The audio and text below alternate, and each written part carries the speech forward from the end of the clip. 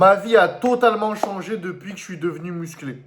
Je vais t'expliquer dans cette vidéo le avant, le moi d'il y a environ 3 ans, à 60 kg, 58 kg, pour 1m80, et le moi de maintenant, pour 1m83, 85 environ, et à plus de 100 kg sec. Donc avec un bon petit physique quand même. Ce que tu dois comprendre, et ce que la société essaie de nous faire croire, c'est que le physique n'a pas d'importance.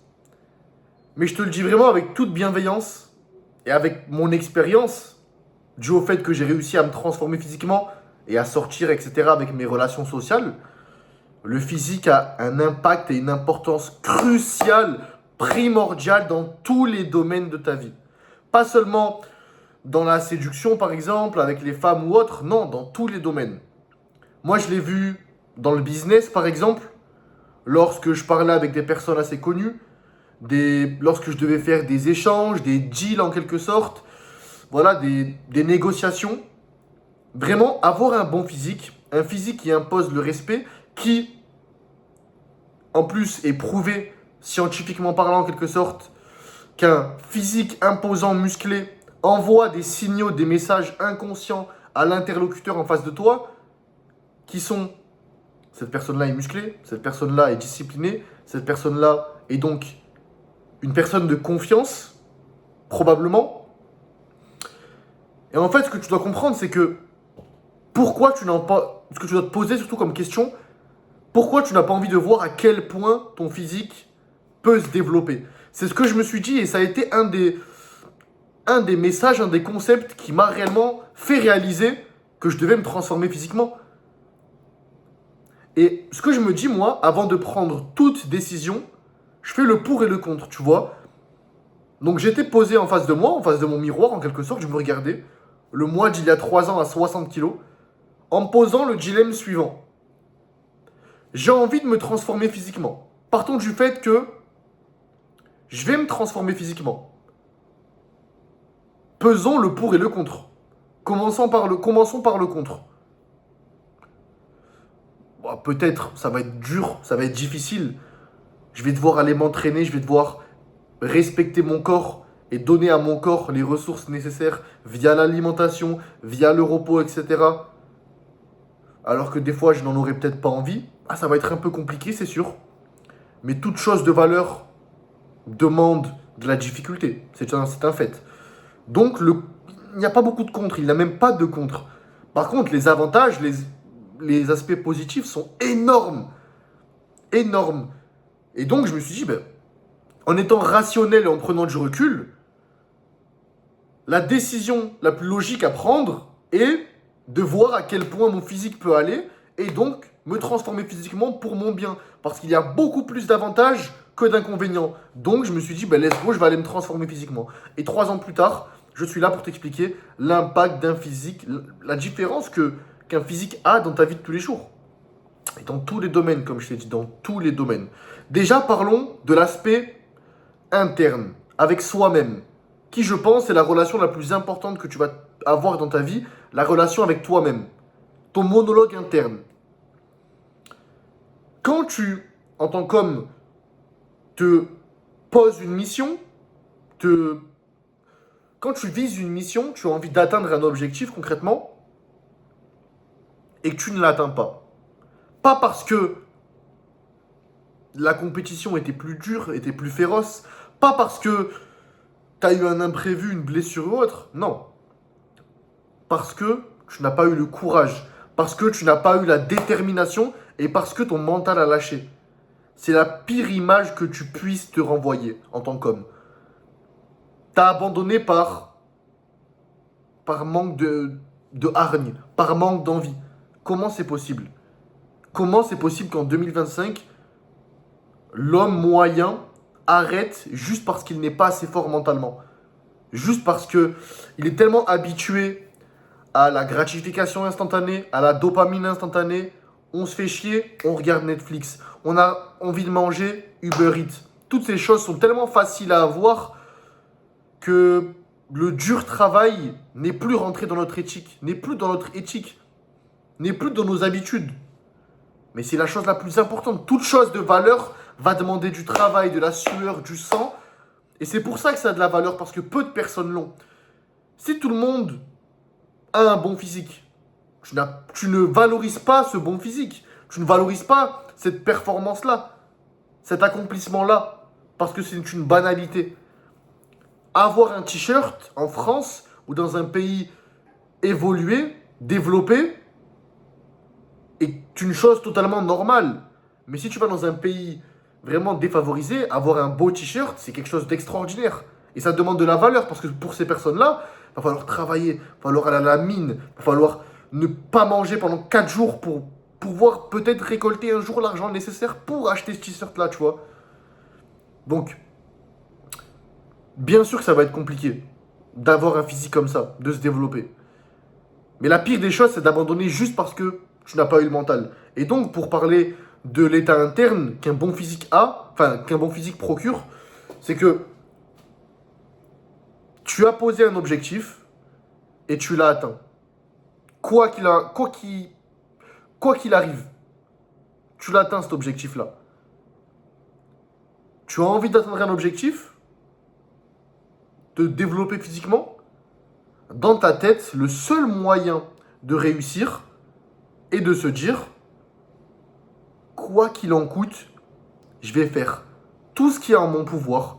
Je vais faire un bon programme d'entraînement. Je vais suivre le programme d'entraînement. Je vais appliquer une bonne diète. Bien sûr, je vais avoir des plaisirs par-ci, par-là, avec des amis. Je vais me faire un bon petit repas, etc. On est tous humains. On est tous d'accord avec ça. Mais 80% du temps, je vais donner à mon corps les ressources dont il a besoin pour être performant à la salle, mais pour être aussi performant dans mon travail, pour avoir l'énergie nécessaire avec ma famille, avec mes amis, parce que la plupart du temps maintenant, en 2025, c'est que nous sommes tous léthargiques. On mange tellement n'importe quoi, des aliments transformés, qu'à 12h30, 1h, tout le monde est KO. Tout le monde a besoin de boire 4, 5 petits verres de café, parce que personne n'arrive à tenir. Ça, c'est dû à ton alimentation, dû à ta digestion, parce que ton corps met du temps à digérer ces aliments transformés, ces gâteaux, ces bonbons, etc. Et donc, ça se reflète sur ton physique et ça se reflète sur ton envie.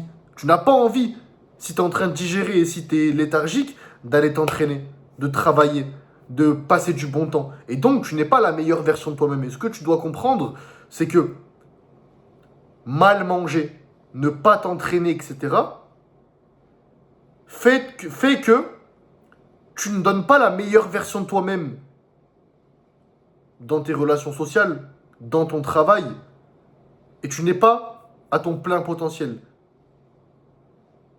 Mais le but d'une vie, en quelque sorte, est de l'expérimenter, d'expérimenter cette vie-là à son paroxysme, à son plein potentiel. Voir à quel point tu peux aller, à quel point tu peux faire sourire une personne, à quel point tu peux aider, à quel point tu peux être fort, à quel point tu peux te développer en tant qu'homme dans tous les aspects, dans tous les points. Et si tu n'es pas fort physiquement, et si tu n'es pas fort mentalement, tu ne pourras pas, si tu n'es pas bien avec toi-même, si ton monologue interne n'est pas bon, tu ne pourras pas donner la meilleure version de toi-même. Parce que ce que tu dois comprendre, c'est que ta réalité, je le dis souvent ça, n'est pas la réalité. Ta réalité est la réalité à travers tes propres yeux, à travers ton propre cerveau, à travers tes propres perspectives et expériences passées.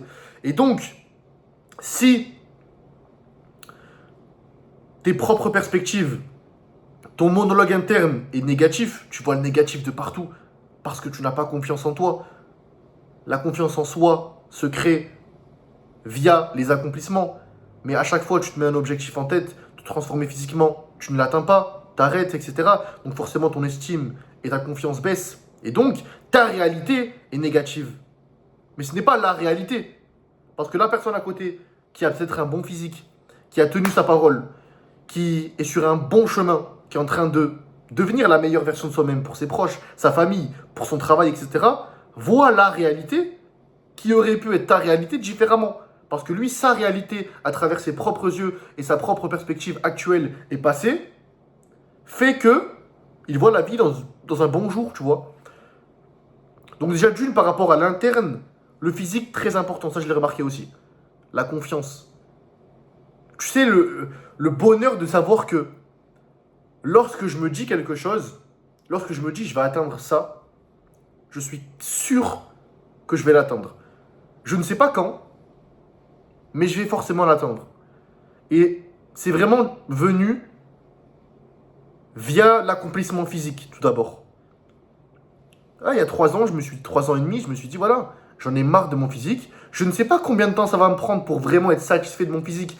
Et je ne suis pas à mon plein potentiel, hein. Je ne le serai jamais. On est en quête d'excellence. On n'arrive jamais à l'excellence. Mais voilà, par rapport à ce physique-là, je suis très fier de mon physique. Et je ne savais pas que ça allait me prendre 3 ans. Mais par contre, je savais que j'allais réussir quoi qu'il arrive. Si je mettais mon plein potentiel, mon énergie à 100%, et si j'enlevais toutes les excuses, toutes les croyances limitantes, je savais que j'allais réussir. Et quant à ce pouvoir-là, de savoir que lorsque tu dis quelque chose, tu dis je vais atteindre ci.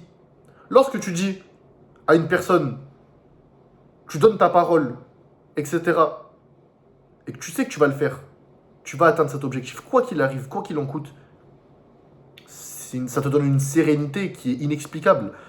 Et ce que je me dis aussi, c'est que si je n'arrive pas à tenir ma parole avec moi-même, comment vais-je tenir ma parole avec les autres? Sachant que la personne la plus importante est moi-même, ma propre santé, mon propre bonheur. Parce que si mon bonheur n'est pas là, comment vais-je réussir à être une bonne personne avec les autres, avec les personnes que j'aime? Donc je dois mettre ma priorité, mon amour, mon bonheur, ma réussite et mon évolution en premier point, en premier plan, afin de donner la meilleure version de moi-même, d'expérimenter la vie du mieux possible en second plan. Tu vois? Ça va ensemble. Et ensuite, voilà, on a vu l'interne et là on voit l'externe, avec les relations sociales. Si tu es célibataire avec les femmes, dans le business, dans tous les domaines, parce qu'en fait, tu dégages un certain charisme, une certaine sérénité, une certaine confiance. En fait, tu dégages une confiance en toi, ok, mais tu fais preuve de confiance. Tu es une personne qui dégage de la confiance. C'est-à-dire que si tu es au travail, par exemple, que tu dois signer un contrat, ok, et que tu es une personne qui a un bon physique, qui prend soin d'elle-même, qui donc dégage des bonnes énergies. On sait, c'est des messages inconscients, ce sont des messages inconscients. On ne peut rien y faire. Tu es une personne en forme, donc inconsciemment, ton interlocuteur, comme je l'ai dit auparavant, va avoir tendance à te croire, va avoir tendance en quelque sorte, oui, à avoir confiance. Parce que, avec toi-même, tu tiens tes paroles.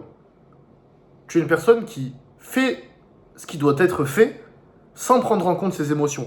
Parce qu'une personne qui est en forme physiquement, qui mange bien, qui prend sa santé, qui met sa santé en premier plan, est une personne qui, comme toi peut-être, a des moments de doute. Moi aussi, j'ai des moments de doute. J'ai des moments où je n'ai pas envie d'aller m'entraîner. J'ai des moments où je préfère rester toute la journée sur Netflix. J'ai des moments où j'ai envie de manger n'importe quoi du matin au soir. Nous sommes tous des humains. Nous sommes tous des humains. Mais il y a une personne qui sait mettre ses émotions de côté, qui arrive à rester rationnelle, et la rationalité prévaut toujours, comparé à une personne qui n'arrive pas à rester rationnelle, qui écoute ses émotions et donc qui devient la pire version d'elle-même.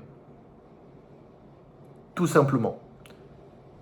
Donc, ce que je peux te conseiller, si tu as envie de faire le bon choix, que ce soit maintenant ou dans tous les domaines, c'est ce qu'on m'a dit de faire, ce qu'on m'a appris.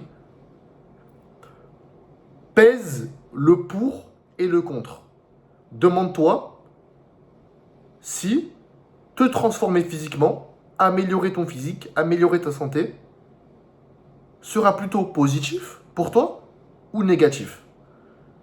Si tu as vraiment la réponse et si tu as réellement envie de te transformer physiquement dans les 3 à 6 mois qui arrivent, je te laisse réserver, premier lien en description, un appel gratuit avec moi. On pourra parler pendant 30 à 45 minutes du plan que j'élabore et que j'ai élaboré avec mes dizaines et mes dizaines de clients.